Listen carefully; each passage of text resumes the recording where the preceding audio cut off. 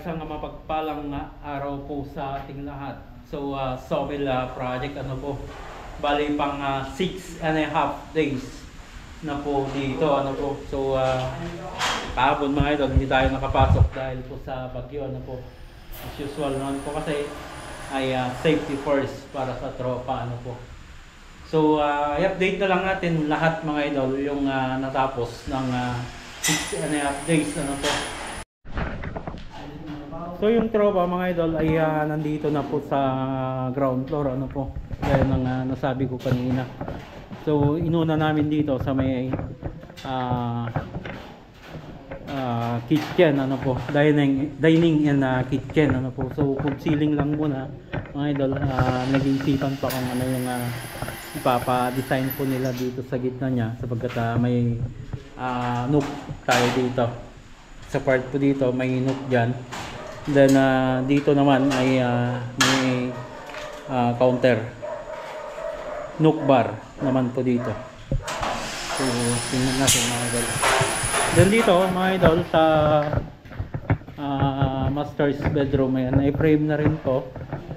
So papipinturan muna natin yung sakog mga idol bago natin lagay yung edging ng PVC. Then yung design po nito ay naka-design talaga para sa rooms, ano po. So magre-retouch muna kami diyan mga idol, yung mga nabitin na palitada dito bago namin ano ito takpan. May mga kailangang retouch. So may electric fan dito, ceiling fan, and then nandito yung pinaka drive light na siyempre mga idol. Nandito yung bed frame, hindi yan tatapat yung ano niya, yung central light niya para hindi masilaw yung may higa. Then pin light sa mga gilid, maganda to pag natapos. Pababa dito yung design, may cove light po yan. Then dito mga idol, magre-reframe kami dito. Ibababa po namin ito ng konti para makuha namin yung design na gusto nila para dito. So kakalasin po namin to, then reframe po namin. Ayan o.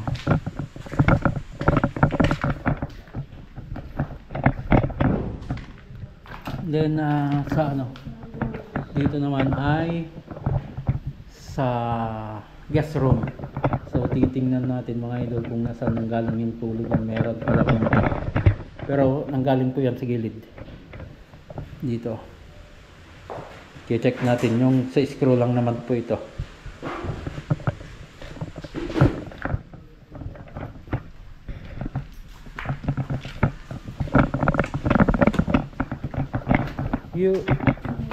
Lipat ka tonight, ano, may patayaw di scaffolding dito. Nandito mga idol, na finalize na rin yung design po dito, no? So ready na for framing na. Sa second floor po ito, living area ng second floor. Then nandito na rin yung kasama nating sa electrician, ano po. So PVC ceiling po dito, katulad ng sinabi ko sa ating mga vlog, papuntang hallway. Then yung design ng living area ng second floor mga idol ay ganito po. Yan. So PVC yung may ceiling, then sa mga cove nya mga idol ay fiber cement board. So as usual, na-videohan na natin pa mga idol yung mga natapos namin nung nakarang linggo.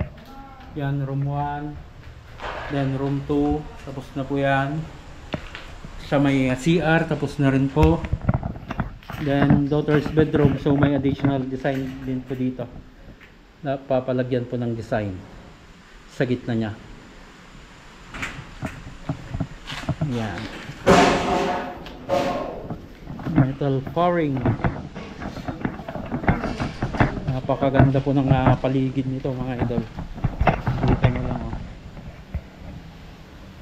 Ang dami nga po ng kahoy.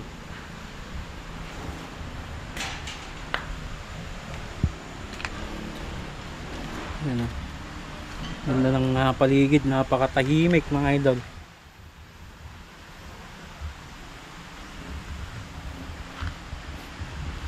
Malayo sa ingay ng daan, kaya magandang maniraan sa mga ganitong lugar. Ano po,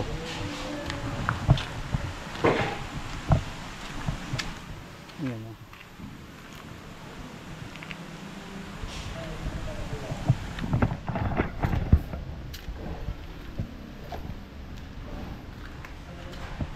So check din natin yung patak doon sa ano. Dito na lang mga idol yung mayroong patak. Papacheck natin lahat yung screw. Yung patak po ng daughter's bedroom, yung tulo niya doon mga idol ay wala na po, natakpan na namin iyon. So papalinis ko ito sa mga susunod na araw mga idol, para makita natin kung saan nanggagaling yung yung tulo. Dito po sa mga screw yan nanggagaling. Check natin lahat yan. Tingnan nyo na yung paligid. Ang ganda. Yun nga lang mga idol ay pag ganitong mapuno ang paligid, yung gutter ang nagiging kawawa. So yung gutter mga idol ay may screen naman para hindi pumasok yung mga dahon.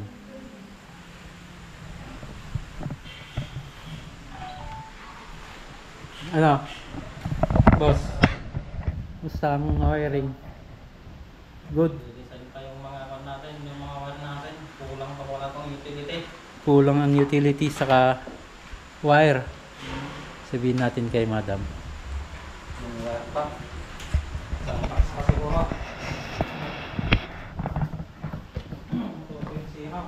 2.0.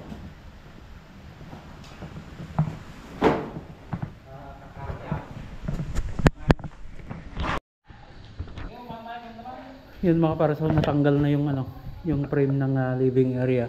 So ibababa po namin yan ng konti, mga 7 cm mula dito sa sa kitchen, para makuha namin yung design po dito. Maganda po yung design na gusto nila para dito. Ayan o. Yun mga idol, so yan po yung update ng sawmill project ngayong day 6.5. Kasi kalating araw lang naman sila ng Martes. So hanggang dyan mga idol, lagi po tayong mag-ingat at God bless po sa ating lahat.